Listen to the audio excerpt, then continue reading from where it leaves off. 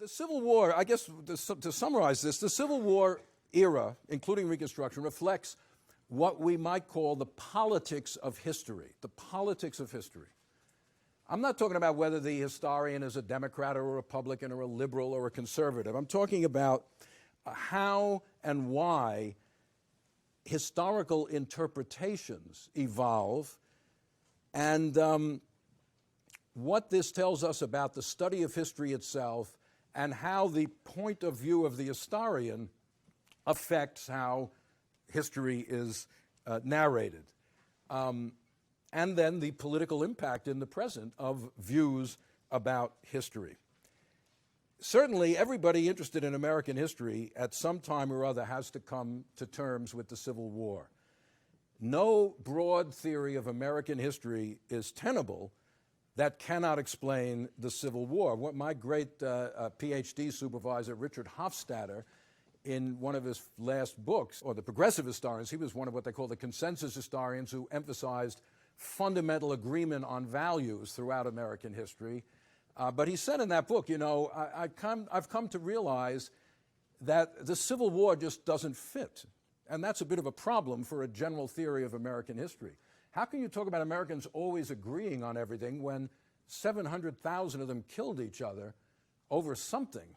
What is open to debate in the Civil War? The Civil War challenges many things that we take for granted in talking about America. American exceptionalism. But, you know, a lot of countries have had civil wars, and we are one of them. We're not as exceptional as sometimes we think. Americans always solving their problems through reasoned debate and compromise. It didn't happen then. And the debate over history, this is a U.S. News and World Report from a few years ago. I guess nothing much was happening that week, but look at the cover. Who won the Civil War? This is about historians debating, and what the article is about is how a sort of pro-Southern view of the Civil War long dominated historical writing, even though on the battlefield it didn't quite work out that way. So this is, again, public debate. So the point is, as we often say, all history is contemporary history. That's another little adage for you.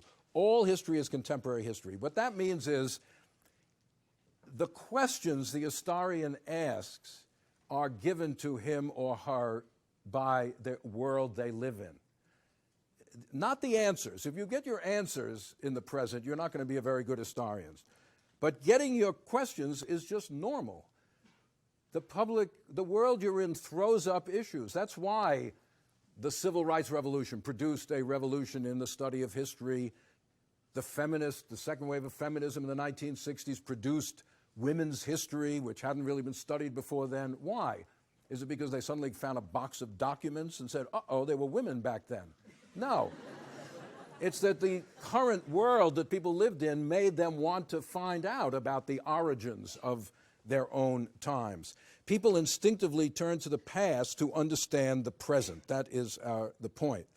And they ask new questions. So today, battle histories keep coming out, histories of regiments, but much Civil War history today is not about it's not military history, it's social history, it's cultural history.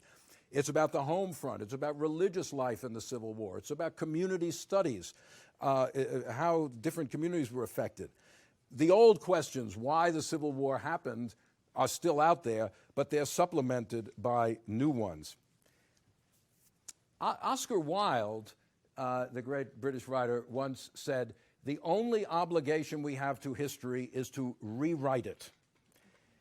There's nothing unusual in the fact that, as we will see, that each generation writes history to suit its own needs or debates within the profession and in the public about how history ought to be thought about and taught. This is going on all over the world today. Just a few weeks ago, there was a big article about Japan, where the government is promoting a new series of textbooks, history textbooks, to kind of reinforce a more nationalistic view of Japanese history, to downplay some of the atrocities which the Japanese committed, particularly in China and Korea, during World War II, which are seen as undermining nationalist sentiment. Russia is going through the same thing. Putin has announced a revamping of the history curriculum there to emphasize more the greatness of Russian history. It happens in Britain, too, where they have a new history curriculum being put forward to emphasize more the role of kings and great political leaders rather than social history.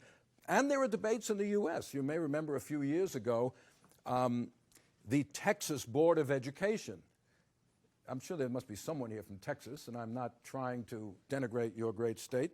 But it is true that the Texas Board of Education did approve. Now they certify pre-collegiate textbooks down there, centrally, rather than individual school districts. And this has the publishers have a tremendous incentive to alter their books to conform to the standards set up by the Texas Board of Education, because the Texas market obviously is immense. If you want to think about that, we went through just a few months ago the 50th anniversary of the assassination of President John F. Kennedy. Where was Lee Harvey Oswald when Kennedy was shot? The Texas School Book Depository. They've got a whole skyscraper full of textbooks in Dallas, and that's why publishers have to listen to this. But anyway, the point of this standards are many things, but one of them was to develop a far more positive view of the Confederacy, to downplay the role of slavery, and to just eliminate the Reconstruction era altogether from the teaching of Texas history. So this kind of governmental rewriting of history goes on all over the world, including in our own country. And this puts historians in a kind of awkward or interesting position,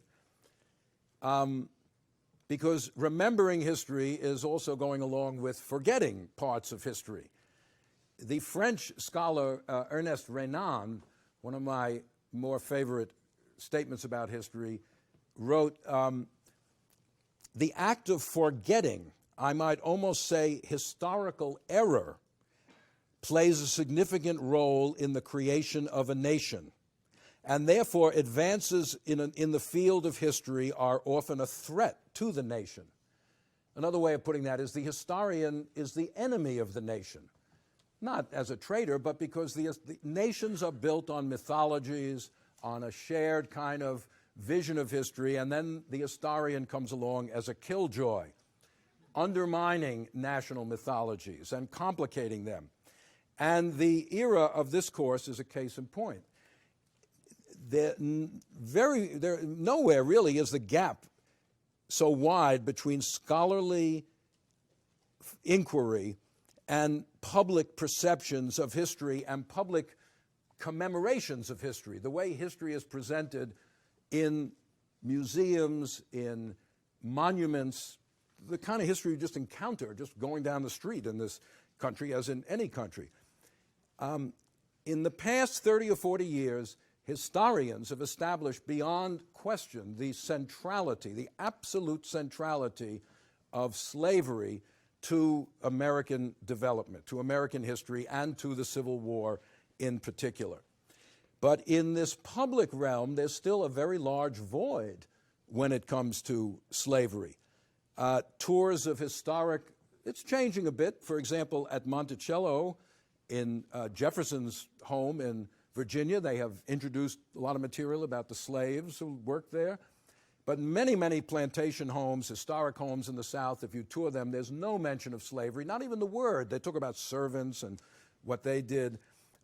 Visitors to our nation's capital, Washington, will find a multi-million-dollar museum, excellent museum, devoted to the Holocaust, funded by taxpayer dollars, as it should be, but almost nothing related to slavery. In fact, in this entire country, there is no museum of the history of slavery.